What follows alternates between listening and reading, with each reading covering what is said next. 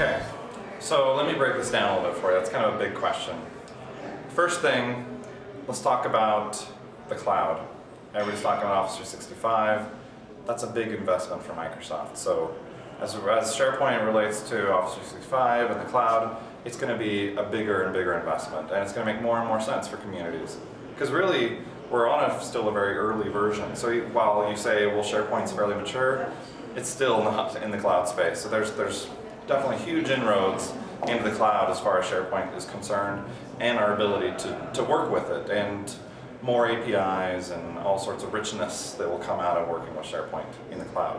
Second thing, let's talk to enterprise.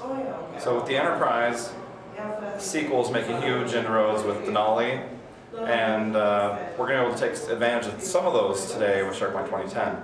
But as well, when you start looking at 15 and that next wave of things, it's more and more robustness. And talk about what they're doing with BI, huge.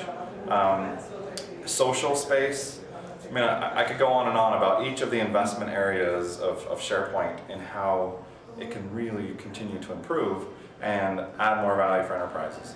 And I think it's the global aspect. Today we talk about these communities in kind of the developed nations. It's amazing what's actually going on in communities around the world you wouldn't even know are using SharePoint. In Africa, South America.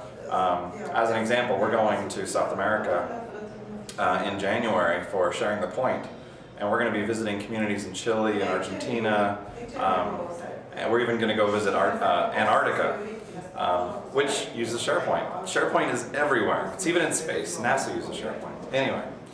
So it's just going to continue to be more and more global, and our community is going to be richer and richer. And that last space, the web.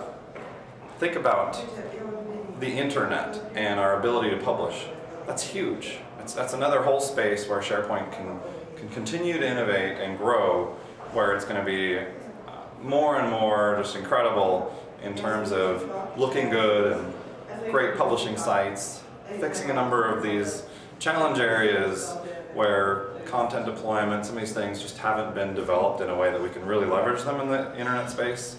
And I think that's just another one where it's just going to a huge win in terms of what we can do with SharePoint in the internet for published internet sites.